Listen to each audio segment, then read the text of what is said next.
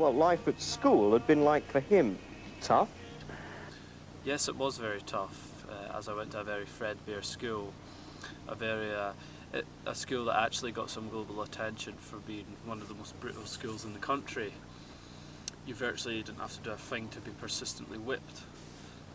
But it was really quite an absurd school, and working class. The only thing you could possibly do was woodwork, and obviously when you left school, you'd go and work in a factory or something. There was no question of being artistic or reading books or thinking about anything specific. I remember at one point, one instance, all the pupils were asked to write about their favourite book, and I chose to write about the dictionary. And I remember I was virtually expelled for being so obstreperous and perverse. So it was that kind of school, the kind of school that gave no scope for individuality. Did you have any friends among the other pupils? I must say I did. I did seem to attract a more obscure element of the school, the kind of person that never had any friends, the very lanky, bespectacled, spotty allure somehow attracted to me. And I found that quite interesting. Is it true that you spent 3 months secluded in your bedroom as a teenager?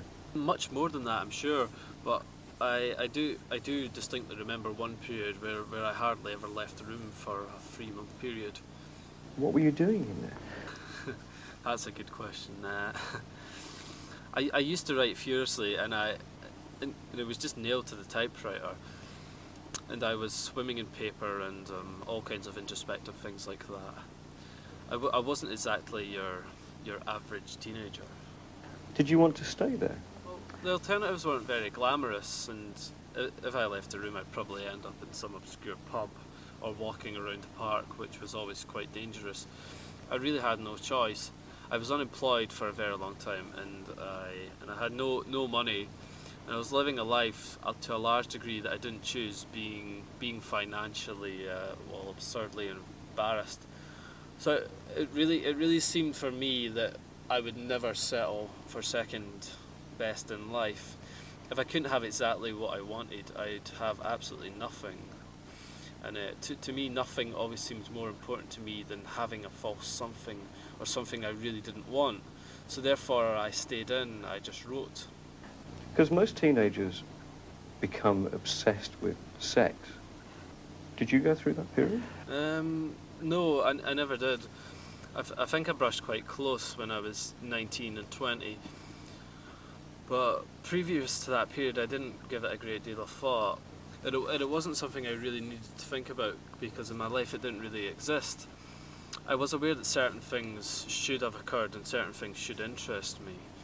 And I was aware of teenagers around me frolicking about and being incredibly inconsequential and free-thinking, which I never was. In those days, did you spend any evenings fumbling in the back seats of cinema? Fondling in haystacks. No, I certainly didn't. When I went to the cinema, I always raced for the front seat. I was that boring. Was your celibacy then prompted by a bad experience? I have had very few experiences, but they have been bad. Yes, and they were a very long time ago, and it's not something I'd like to repeat. It becomes very difficult to talk about, but yes, I'd say that it was. I did lose the idea that any communion between two people could be enjoyable.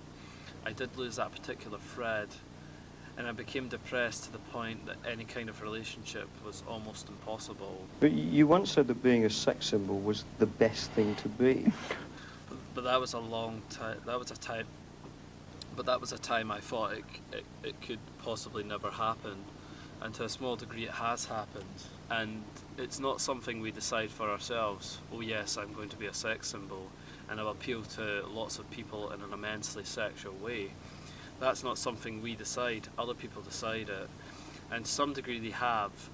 I get letters saying, "Morrissey, you're incredibly sexy," and of course I throw them away.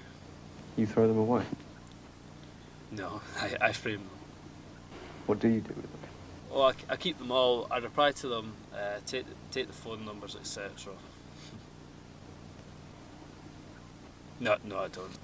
How contrived is your public image? It's not in the least bit contrived, but it seems to me when you fall into the public eye, regardless of what you do, what you wear, what you say, it is construed as an image. I mean, you can wear no clothes at all, and that can be seen as an image. So it's really quite inescapable, the whole thing. So there's no answer to this. What one comes under the searchlights, the scorching searchlights, and everything that you do is an image. Well, one of the lyrics, some of the lyrics you've written in Heaven Knows I'm Miserable Now. Why do I spend my time talking to people I'd rather kick in the eye? Who would you like to kick in the eye? Well, on the very brief spasms of employment I had in the past, there were always these moments in the day that I realised I was working with these people that I despise. And I had to talk to these horrible people and ask them what they did yesterday, and had to report to this boss every day that I couldn't stand. And when you're in a position which was the absolute basis for Heaven Knows I'm Miserable Now, you realise you're actually spending your entire life living with people you don't like. And something that you didn't like, and doing something that you didn't like, which was incredibly distressing. So that was the basis of that song. I mean, kick in the eye, I mean, literally sometimes, let's be perfectly honest, that sometimes we get so angry at people that we're not adverse to violence, which is a terrible thing to say, but truth nonetheless. Would Oscar Wilde have approved? Probably. I think he would. You really feel that hardcore pornography and the doorway to it, softcore pornography, is doing untold damage to other people and causing other women to be abused and killed the way you did others. Listen, I'm no social scientist. I haven't done a survey, and I don't pretend I know what John Q's citizen knows about this, but I've lived in prison for a long time now, and I've met a lot of men who are motivated to commit violence, just like me. And it's without exception, every one of them was deeply involved with pornography. Without question, without exception, deeply influenced and consumed by an addiction to pornography. Ted, what would your life have been like without that influence?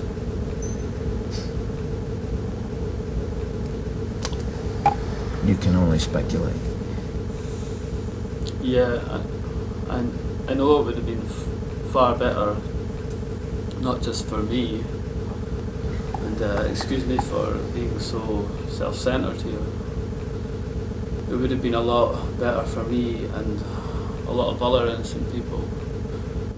You know, if I were able to ask you the questions that are being asked out there, one of the most important as you come down to perhaps your final hours, are you thinking about all those victims out there and their families who are so wounded, you know, years later, their lives have not returned to normal. They will never return to normal. Are you carrying that load, that weight? Is the remorse there? Again, I know people will accuse me of being self-serving, but we're getting beyond that now. I'm just telling it how I feel. But through God's help, I have been able to come to the point, much too late, but better late than never. The pain that I was responsible for. Yes, in the past 2 days, myself and a number of investigators have been talking about unsolved cases, murders that I was involved in. Do you deserve the punishment the state has inflicted upon you?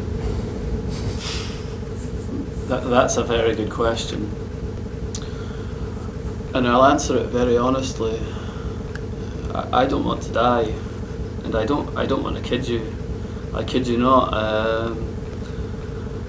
I deserve certainly the most extreme punishment society has. And I deserve, and I feel society deserves to be protected from people like me. And others like me, that's for sure.